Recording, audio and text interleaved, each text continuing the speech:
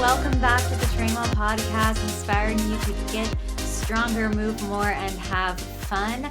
We are going to be doing a fan favorite today. We're going to be myth busting, and man, oh man, do we have some good myths to bust.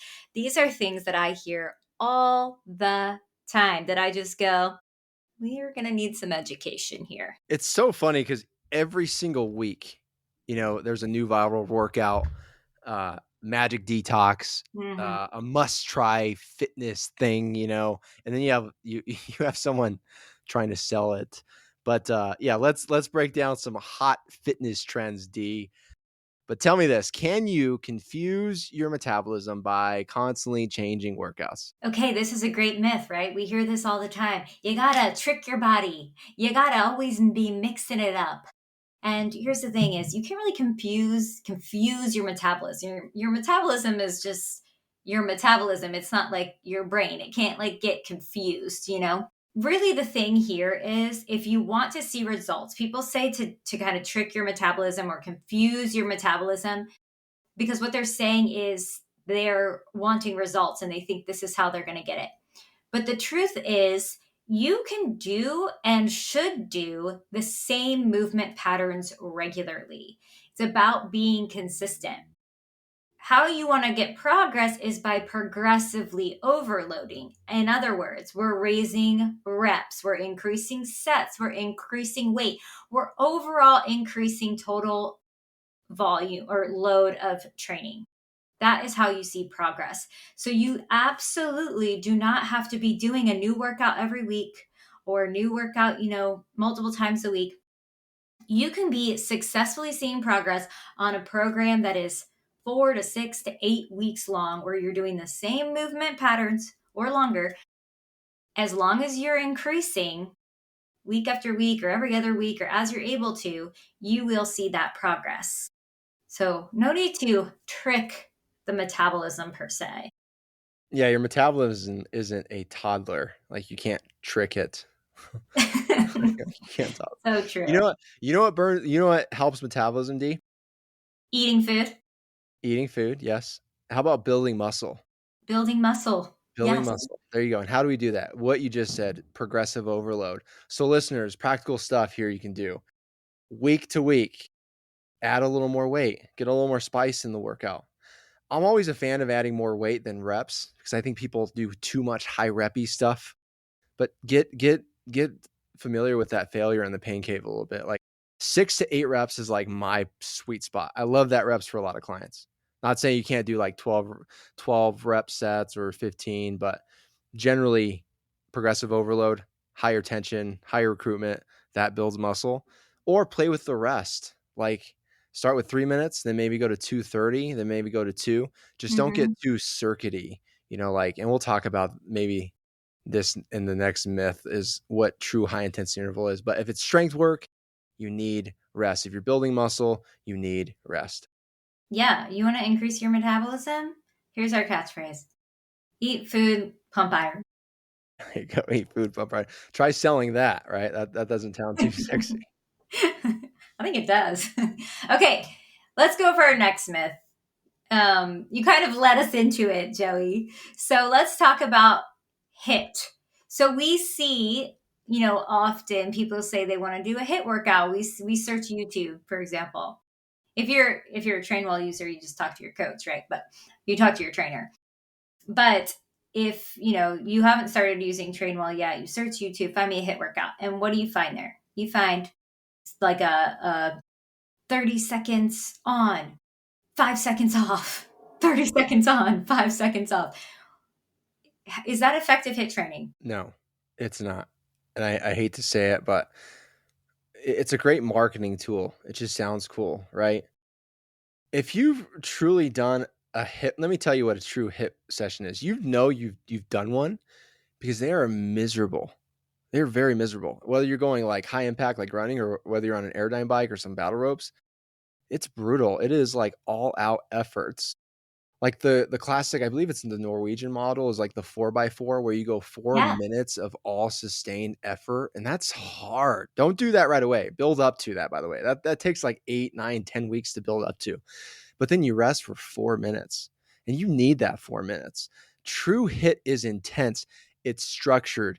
It involves full recovery intervals. But let me give you my two favorite HIIT sessions, okay, or HIIT workouts, not sprint interval sessions, but I love stacking 4 big moves, okay, that you can do in a gym.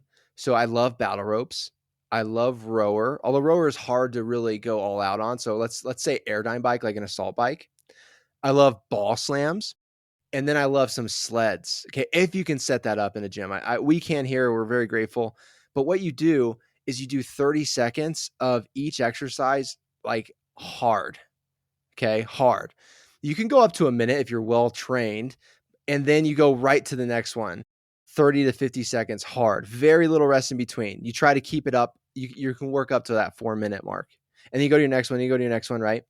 And then you rest for a long time. By the end of that 4th exercise, you are huffing and puffing. That'd be my number one. Battle ropes into assault bike, into ball slams, into a sled. That's my number one. But very different than the crazy viral workouts you'll see. Granted, these people are in shape.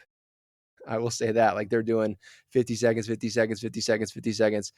But the genetics is what makes them look better, not necessarily the HIIT protocol. But also they're not really truly doing HIIT, right? They're not going all out effort in that interval, because if they were, they couldn't recover in the 15 seconds or 10 seconds of rest or whatever it is. So it's really the HIIT that you see on YouTube is really moderate Moderate. intensity. It's a mitt workout. It's like fine, valid, but it's not HIIT. Also, just to clarify, the Norwegian 4x4, it's 4 minutes all out, 3 minutes rest, 4 times. 4 times. Yeah. Brutal. That just sounds miserable. Oh, And and also, I believe it was on running. It was running for 4 minutes, right? yes, it's running.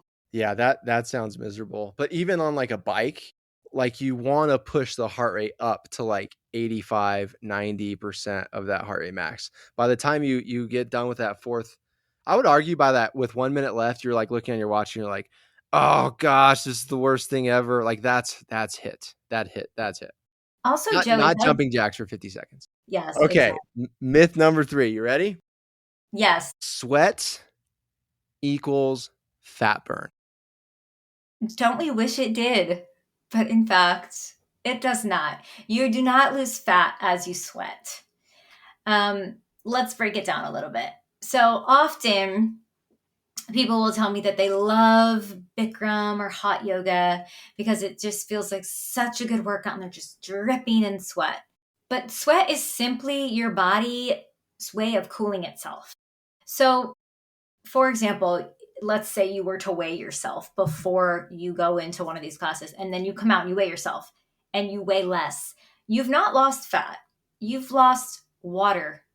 And it will be important to replace the electrolytes. If you're sweating that much, you're losing a lot of micronutrients and minerals that will need to be replaced. But to think that you're going into these classes and you're losing body fat is just not accurate. It might be a fun workout for you. You might find it to be a good workout, but it is not helpful in losing body fat, specifically in a single session. So you could go to the beach when you're heating up in the sun, dripping sweat. You're just laying there. It's not as if I'm losing body fat because I'm laying on the beach sweating. Same goes for sauna. You're not losing body fat because you're sweating in the sauna. So what really, for body fat, if we're looking to lose body fat, it's kind of what we talked about when we talked about metabolism. It's fueling the body properly, and it's lifting iron and having a well-rounded, health-promoting lifestyle. And You're breaking some. genetics. And Yeah, genetics. genetics. Yeah, that's probably number one. You're breaking people's hearts out there, D, I know, because I'm sorry. they're leaving their spinning class or their yoga session. They're like, oh gosh, that felt so good. Now, sweating is okay. Like, there is research that, yes, you can detoxify. We'll talk about detox on the next episode, folks. But yes, there is good to sweating. But like you said, sauna there, I used to joke with clients that if you really wanted to see progress and get sweaty and sore, right, as your two main markers of your progressing, I'm going to take you in the sauna and beat you with the stick, right? In that measure, you're going to get more fit, right? Not. Okay. So if you're in a hot environment, like, and you're sweating a ton, like Darian said, you're losing water, make sure you replenish that. But long story short, use performance, not sweat, as your measure of progress. For sure. Wrap us out. Okay, that was amazing. I think we busted some great myths here, Joey. As always, I'll say it again, say it once, say it 1,000 times. Check our show notes to find a link to try Trainwell for 14 days, totally free, and get matched with your very own personal trainer. Leave us a review, share the show. We love you guys. Bye-bye.